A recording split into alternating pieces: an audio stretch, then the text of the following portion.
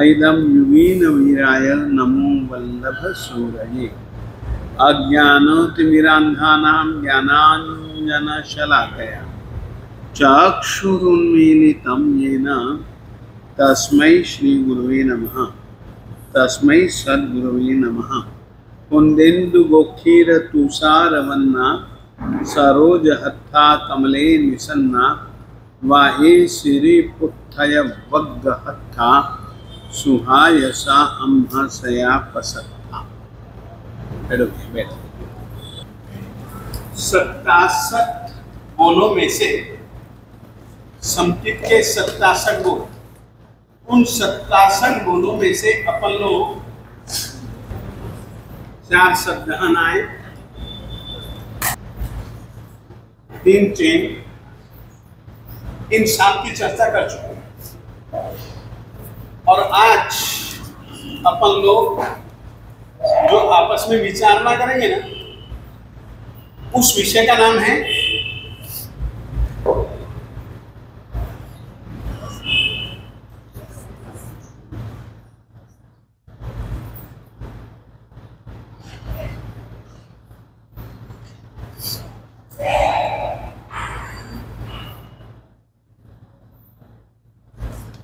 उस विषय का नाम है 10 विनय।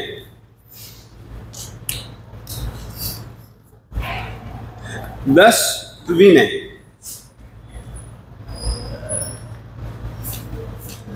समकिती आत्मा 10 जनों के प्रति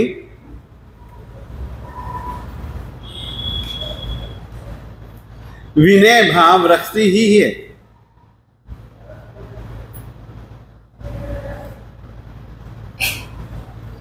कारण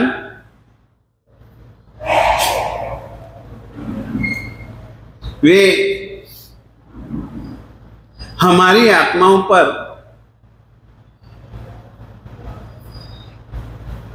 अनंत उपकार करते हैं।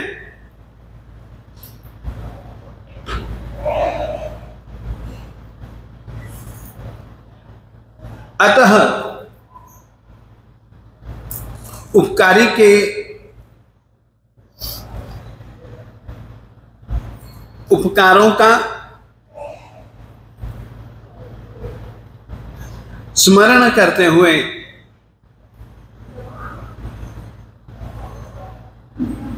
उनके प्रति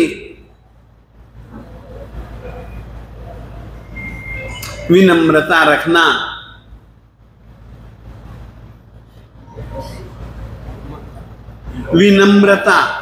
रखना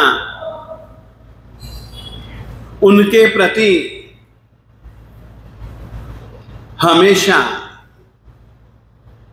विनयशील बने रहना,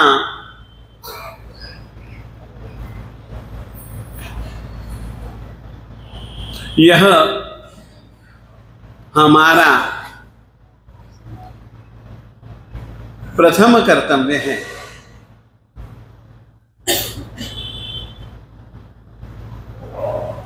जिन 10 के प्रति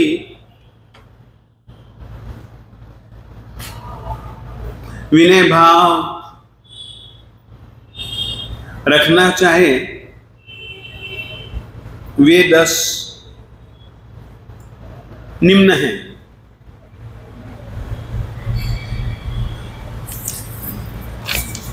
नंबर 1 अरिहंत।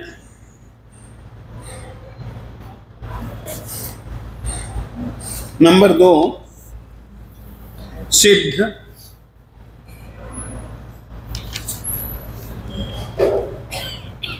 नंबर 3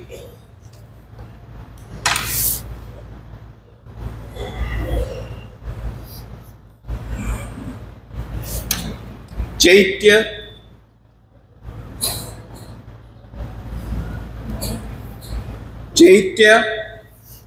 नंबर 4 श्रुत।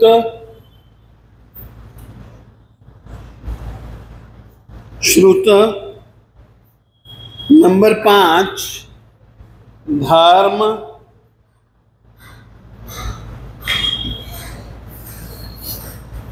धर्म। नंबर 6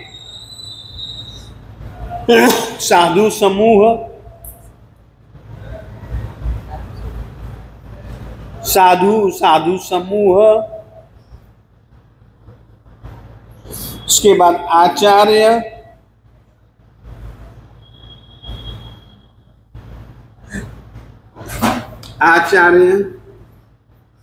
उसके बाद उपाध्याय।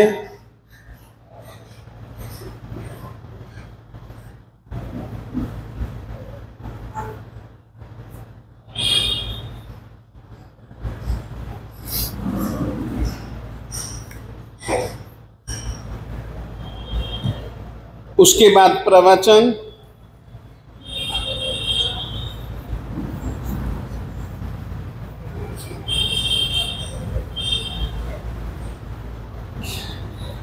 और उसके बाद सम्यक दर्शन।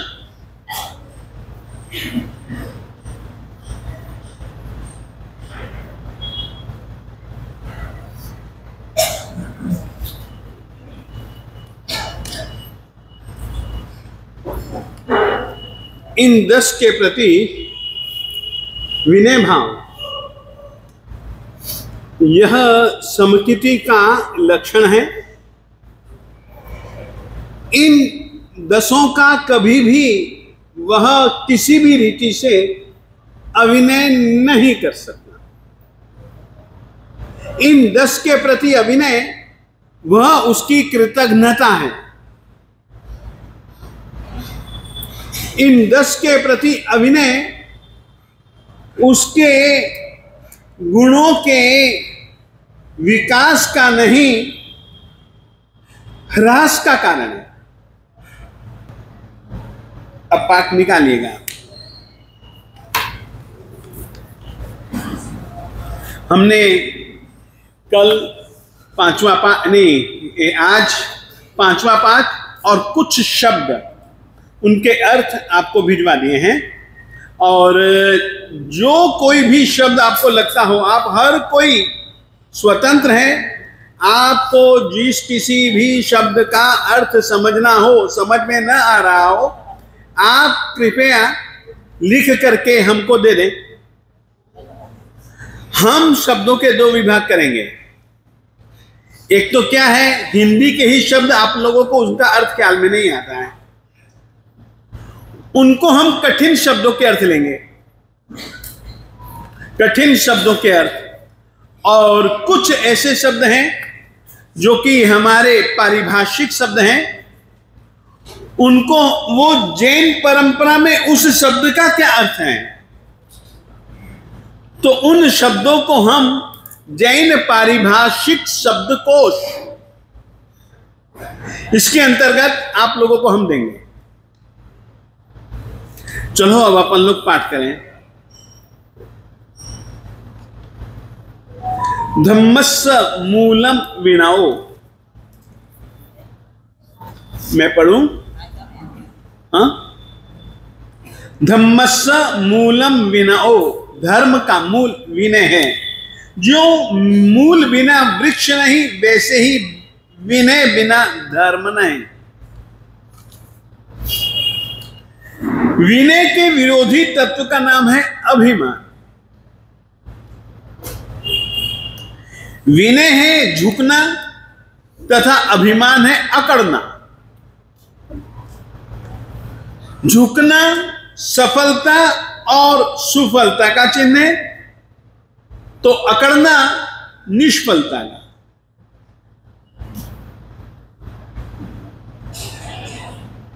श्री उमास्वाती जी महाराज साहेब जी ने प्रशमरति नाम का एक ग्रंथ बनाया है संस्कृत में। उसमें उन्होंने विनय की महत्ता बतलाते हुए कहा है, लिखा है, विनया यत्ताश्च गुणः सर्वे। सभी के सभी गुण विनय के अधीन हैं। यानी विनय है तो गुणों के आत्मा में प्रकट होने के चांस हैं। जैसे कि धरती में अगर बीज है तो वृक्ष उगने के चांस हैं, और यदि उस बीज के ऊपर पत्थरों का ढेर है तो कभी भी बीज उग नहीं पाता। पेड़ों पे वो क्या नाम, बीज उग नहीं पाता। विकास को रोकने वाली वृत्ति है अभिमान। विकास न होने देना यह अभिमान की प्रकृति है। अभिमान किसी भी चीज का कभी भी मत करो। एक बात याद रखिए, देवादिदेव शासनपति श्रमण भगवान महावीर स्वामी जी ने कहा है, जो व्यक्ति जिस चीज का अभिमान करता है वो ही चीज उसको कई गुना हीन होकर के प्राप्त होती है। श्रमण भगवान महावीर स्वामी जी की आत्मा ने कुलमत किया तो अपन सभी जन जानते ही हैं कि उसका परिणाम उन्हें क्या भुगतना पड़ा। आश्चर्य बन गया, एक छोटे से अभिमान के कारण से आश्चर्य बन गया। कुरकंडू मुनि की आत्मा ने तप का अभिमान किया तो ऐसा पल उनके उस कर्म के उदय होने पर ऐसा पल आया कि चाहते हुए भी वे तप नहीं कर सके। तो किस चीज का अभिमान?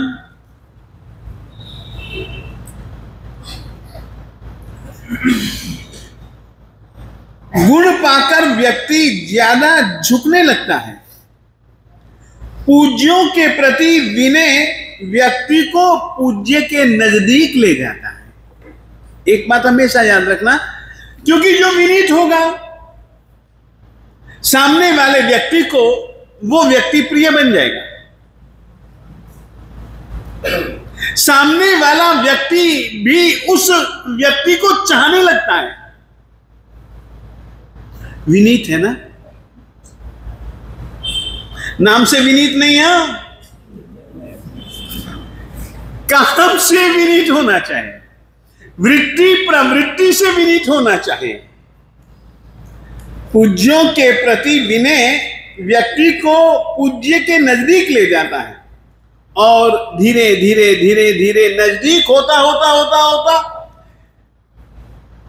पूज्यता दिलाता है। जैसी उनके पास पूज्यता, जैसे अरिहंत के पास पूज्यता, वैसी पूज्यता यदि हमको पानी हो तो अरिहंतों के प्रति विनय करना पड़ेगा। जबकि पूज्यों के प्रति अविनय व्यक्ति को पूज्यों से दूरी बनवाता है। अब देखिए, छोड़ दीजिएगा, कागज छोड़ दीजिएगा। अभिमान किस तरीके की वृत्ति है? यदि मुझे अभिमान है ना, मैं इसके पास जा नहीं सकता। छोटा आदमी कहेगा मैं इसके पास जाऊं, होना तो ये चाहिए कि ये मेरे पास आए। अब देखिए, जो अकड़ू जिसको अपन चालू भाषा में अकड़ू मनोवृत्ति कहते हैं, वो व्यक्ति पूज्यों के पास नहीं जाएगा, बड़े लोगों के पास में नहीं जाएगा।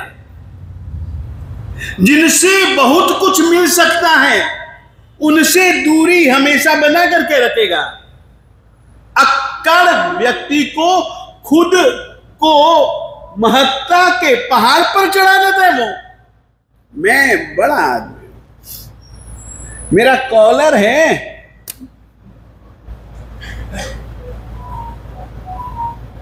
झुकना जानता नहीं। और याद रखिएगा, सागर के पास अथाह जल है, गंगा के पास अथाह जल है, यदि आप लोटे को पानी से भरना चाहते हैं तो लोटे को उसके ऊपर रखने से कभी भी लोटा नहीं भरता है। माना कि पानी उसके पास बहुत सारा है, एक नहीं कई कई लोटे भरे जा सके इतना पानी उसके पास में है, परंतु लोटे के पास झुकने की वृत्ति नहीं है। लोटे के पास उसके सामने, प्रवाह के सामने, अरे यार तुम लोग देखो ना टूटी, टूटी से पानी जब आप उसके कान मरोड़ो ना टूटी का, तुरंत पानी आता है। अब यदि घड़े को तुमने उसके सामने नहीं रखा,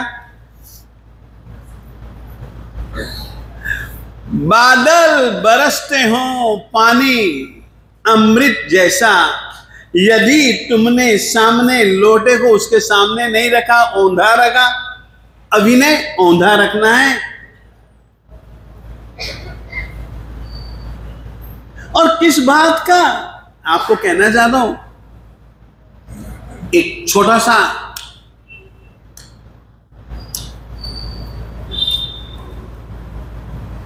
ज्ञान के होने पर उसका अभिमान करना, ये तो ऐसा है कि रोग को मिटाने वाली दवाई खा करके रोग को पैदा करना।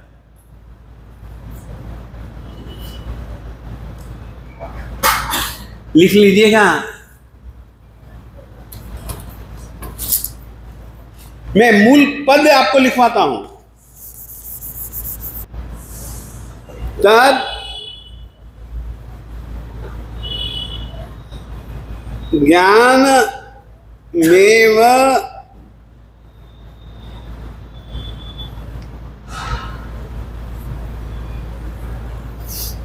ही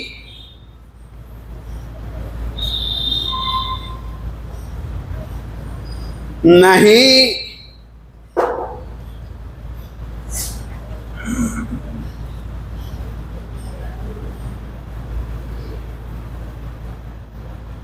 यस्मिन् उदिते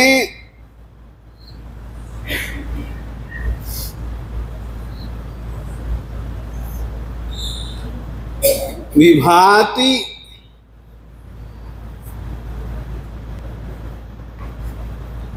तज्ज्ञानमेव नहि यस्मिन् उदिते विभाति रागगणः।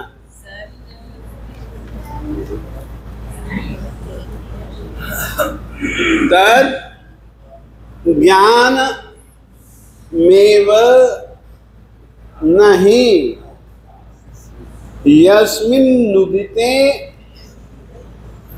विभाति रागगणः। अर्थ लिख लीजिए, वह ज्ञान ही नहीं है, वह ज्ञान ही नहीं है जिसके प्राप्त होने पर मन में, बुद्धि में, आत्मा में राग, द्वेष, मोह आदि चीजें, वृत्तियां मन में पाई जाएं, वह ज्ञान ही नहीं है जिसके प्राप्त होने पर आपके दिल में, किसी के भी दिल में राग, द्वेष, मोह आदि छाए रहें। क्या सूर्य के उदय होने पर अंधेरे की सत्ता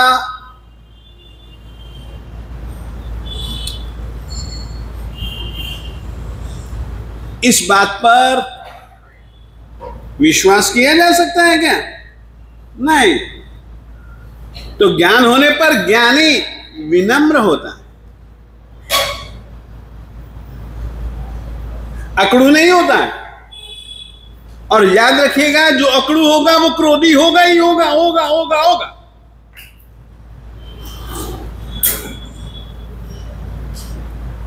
क्योंकि मेरे अभिमान को ठेस लगेगी तो मैं गुस्सा करूंगा ही करूंगा ना। अब मेरे अभिमान ही क्या है यार, अपन तो मिट्टी। अच्छा, कोई पांवों के तले रोंद भी जाए तो भी अपना क्या बिगड़ा यार, अपना क्या बिगड़ा। कोई गाली बक भी जाए तो अपना क्या बिगड़ा। कोई यहां पर गाली लिखी गई, दिल में ना लिखो रे। फिर वो लिखी गई, दिल में लिखी गई गाली कभी न कभी विस्फोट करेगी।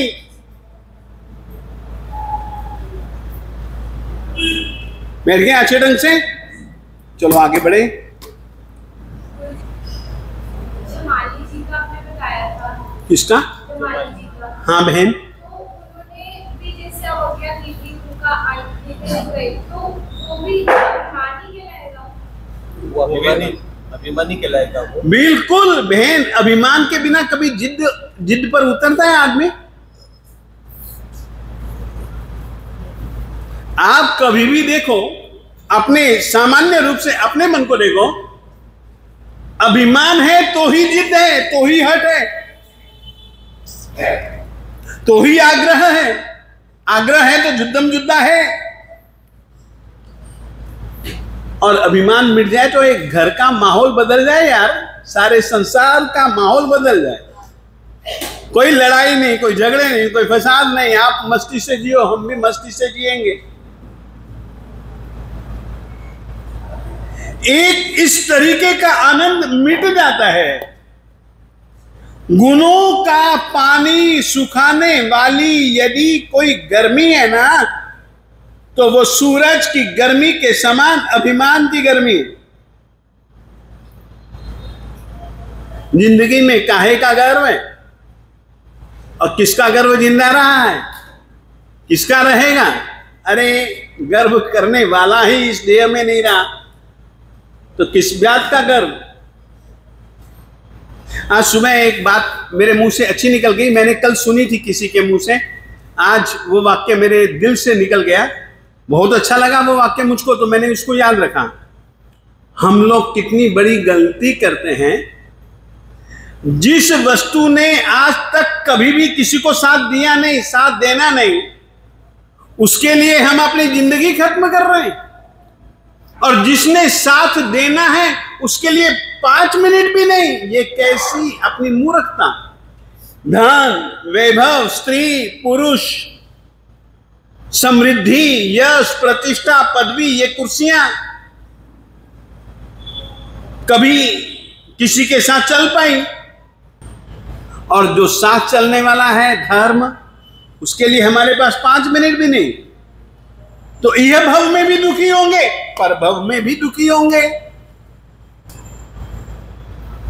कमाने के लिए मनुज जीवन, मनुज भव गंवाने का कारण न कहीं बन जाए, इस बात का हमेशा ख्याल रखें। चलो आगे बढ़ते हैं। जबकि पूज्यों के प्रति अविनय व्यक्ति को पूज्यों से दूरी बनवाता है, पूज्यों की अवमानना करवाता है, तिरस्कार। 10 जनों के प्रति सर्वदा निस्वार्थ भाव से विनय व्यवहार करने वाला समकिति होता है। 10 पात्र ये हैं, मैंने आपको नाम लिखवा दिया। हाँ, अब पहला पात्र है अरिहंत।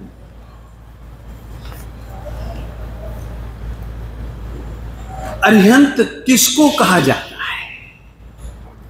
सभी जीवों पर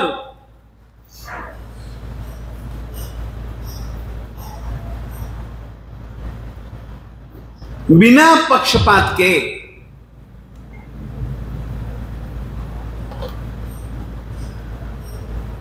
हित भरा,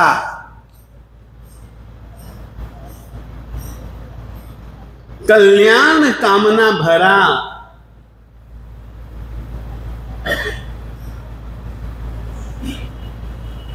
उपकार करने वाला, एकमात्र अरिहंत है। हेलो, सभी जीवों पर। कारण जो अरिहंत पना प्राप्त किया जाता है या प्राप्त करना है, तो उसको यह एक भावना हर पल भानी पड़ेगी, सभी जीव करूं शासन रसे। मैं ऐसा करूं सभी के सभी जीवों का कल्याण करूं। ऐसी भाव दया, ऐसी दिल के अंदर भावना, ऐसी शक्ति प्राप्ति की भावना कि जिसमें मेरे नहीं, अपने नहीं, स्व नहीं, पर नहीं, सर्व के हित की कामना, सर्व के कल्याण की कामना होती है, वही अरिहंत बन सकता है।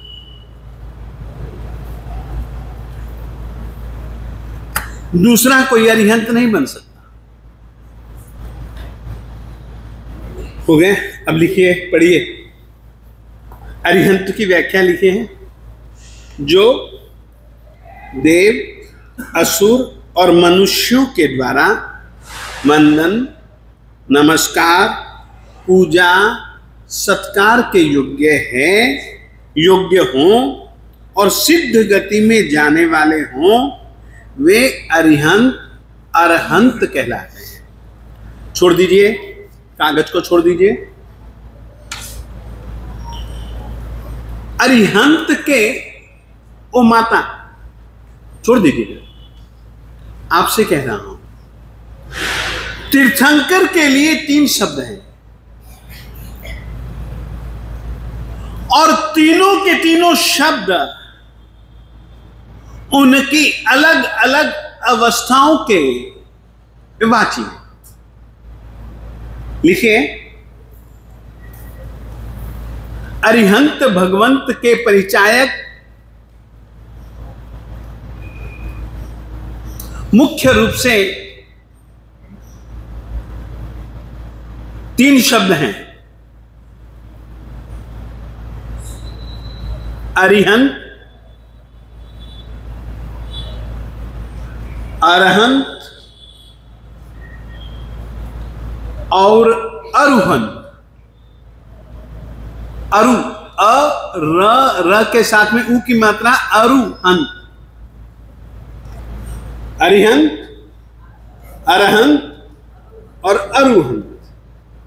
अब देखिएगा, अरिहंत, अरि यानी कि शत्रु, कर्म है वो शत्रु है।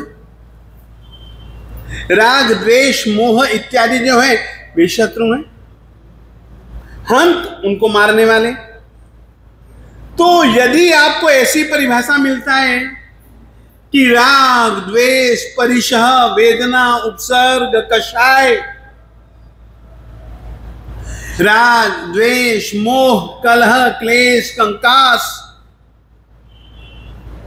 जो आंतरिक शत्रु हैं, और इन आंतरिक शत्रुओं की उपस्थिति अंदर है, तो बाहर शत्रु हम बना लेते हैं।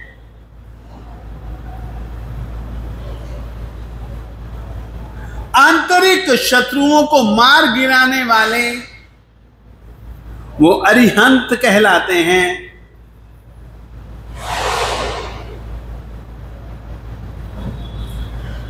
तीन प्रकार की परिभाषाएं मैंने आप लोगों को इसमें दी हैं। वैसे तो मैंने 2 ही प्रकार की परिभाषाएं दी हैं, 2 ही प्रकार की परिभाषाएं दी हैं, तो दोनों प्रकार की परिभाषाओं में अंतर बतला रहा हूं। अरिहंत यानी कि आंतरिक शत्रुओं को मार गिराने वाले अरिहंत। दूसरा है अरहंत, जैसे कि मैंने अभी अभी आप लोगों को लिखाया, देव, मनुष्यों, असुरों के द्वारा जिनकी पूजा की जाती है, नमन किया जाता है, नमन किया जाता है, वंदन किया जाता है, पूजा, सत्कार, सम्मान किया जाता है, उनकी पर्युपासना की जाती है, वो अरहंत कहलाते हैं। वो दूसरे नंबर के अरहंत। अरहंत यानी कि पूजा, अर्ह धातु से अरहंत बनता है, अर्ह धातु पूजा के अर्थ में आता है, तो वो देव असुर आदि उनको मानते कि ये हमारे उपकारी हैं, इन्होंने धर्म दिया है या ये धर्म देंगे, तो इनकी तो पूजा करो, इनके द्वारा दिया गया धर्म हमको संसार से तिरा देगा।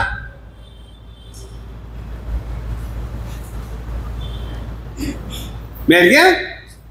अरिहंत अरहंत एक ही व्यक्ति के पर्यायवाची हैं, मगर दोनों अलग अलग अवस्थाएं हैं।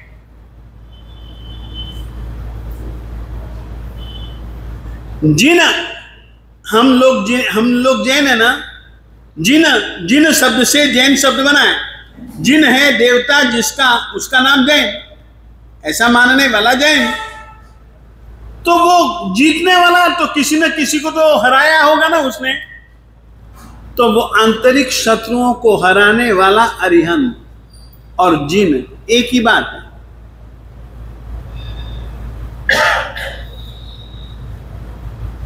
अच्छे ढंग से आपके बिल्कुल दिल और दिमाग में सेट हो जानी चाहिए मेरी बात। अब देखिए, अब एक दूसरी बात मेरी तरफ देखिए।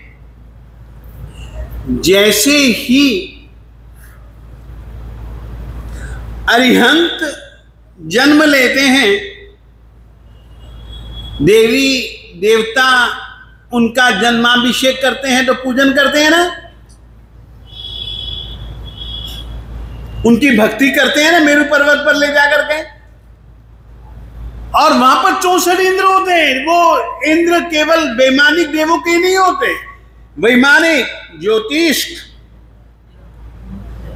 भवनपति और व्यंतर, चारों निकायों के देवता होते हैं। वो लोग उनकी घड़ी गम्मा घड़ी गम्मा घड़ी गम्मा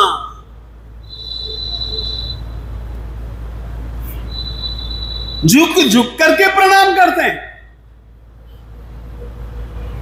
तो वो क्या है? अरहंत अवस्था। देखिए आगे बढ़िए। जिस समय परमात्मा केवल ज्ञान, केवल दर्शन को पा लेते हैं, उस समय इंद्र, 64 इंद्र, चारों प्रकार के देवता परमात्मा के समवसरण की संरचना करते हैं। ये क्या है? पूजा है।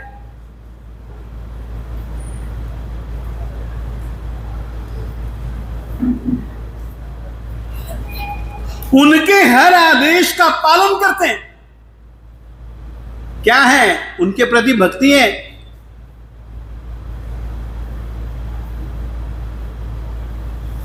उस अर्थ में अरहंत शब्द का प्रयोग किया है।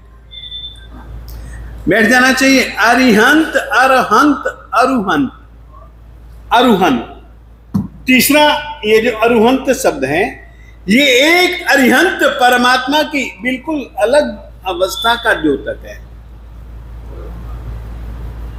यह है निर्वाण कल्याणक से संबंध रखने वाली अवस्था।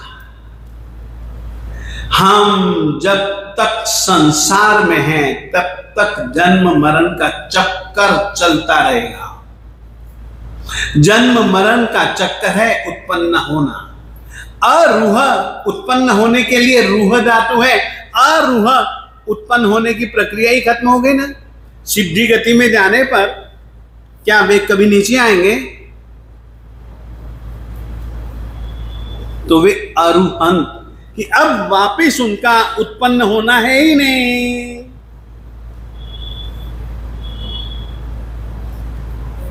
अरुहंत।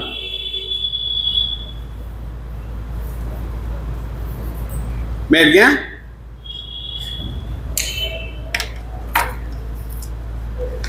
बस यही परिभाषा, अरिहंत की परिभाषा मैं एक बार बोल जाता हूं।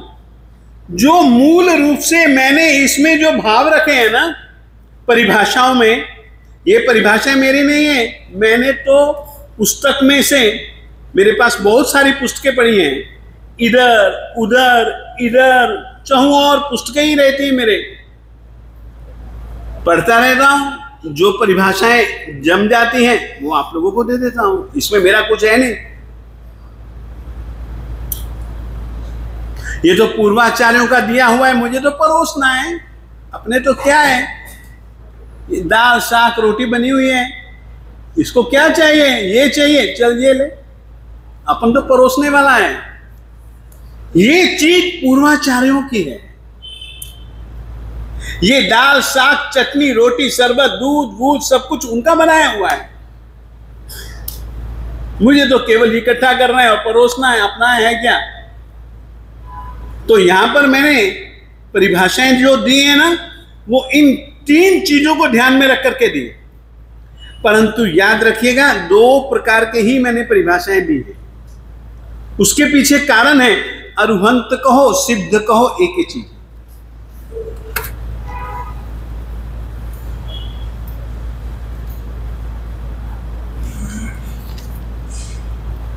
अब आप ये एक पैराग्राफ पूरे का पूरा मैं ज्यों का त्यों आपको सुना देता हूं। अगर आपको समझ में ना आए तो मेरे से पूछ लीजिएगा।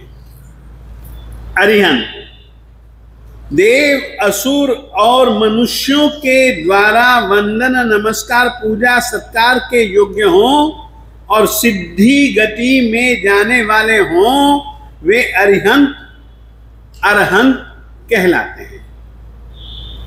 आगे बोले, परम भक्ति में तत्पर वैमानिक ज्योतिष व्यंतर और भवनपति देव देवियों द्वारा जिनके जन्म दीक्षा आदि 5 कल्याणक प्रसंगों पर उत्सव रचाए जाते हों,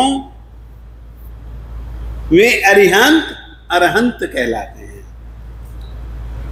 जो देवों के द्वारा पूजा भक्ति स्वरूप विरचित अशोक वृक्ष सुरपुष्प वृष्टि दिव्य ध्वनिश चामर सिंहासन आदि 8 महाप्रातिहार्यों से सुशोभित हों, वे अरिहंत अरहंत कहलाते हैं। अब देखिए अरिहंत की परिभाषा, इंद्रिय विषय कषाय मोह राग द्वेष परिशह वेदना और उपसर्ग रूपी सभी आंतरिक और बाहरी शत्रुओं को स्वशक्ति से जीतते हों, वे अरिहंत कहलाते। हो गया। आगे की परिभाषा में 34 अतिशय लिखिएगा। 4 अतिशय उनको जन्म से प्राप्त होता है।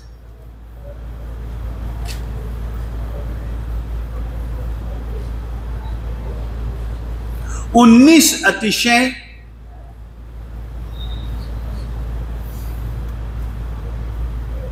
देवता लोग बनाते हैं।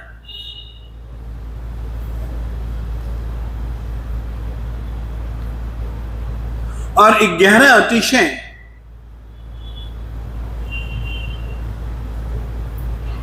घाती कर्मों के 4 घाती कर्मों के क्षय से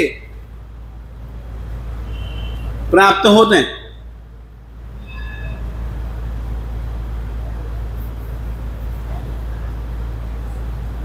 एक पंक्ति है, 4 अतिशय मूल थी ओ गणेश देव नाकी, कर्म खप्या थी 11 34 हेमा अतिशया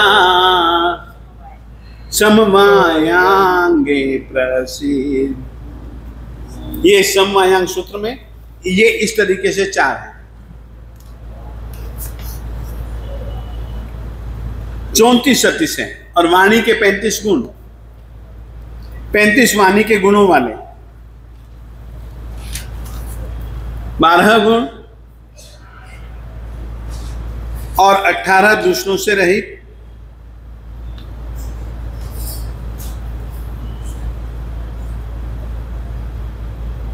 धर्म तीर्थ यानी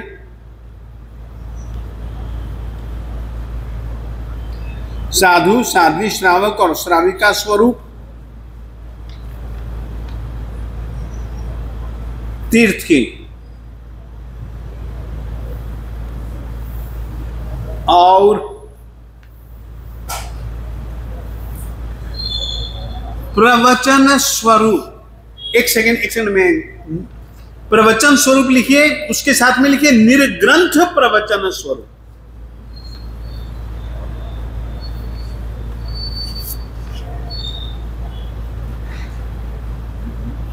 तीर्थ की स्थापना करने वाले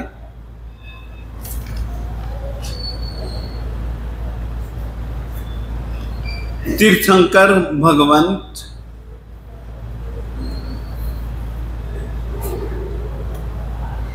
अरिहंत अरहंत कहलाते हैं। हो गया। श्री वल्लभ गुरु के चरणों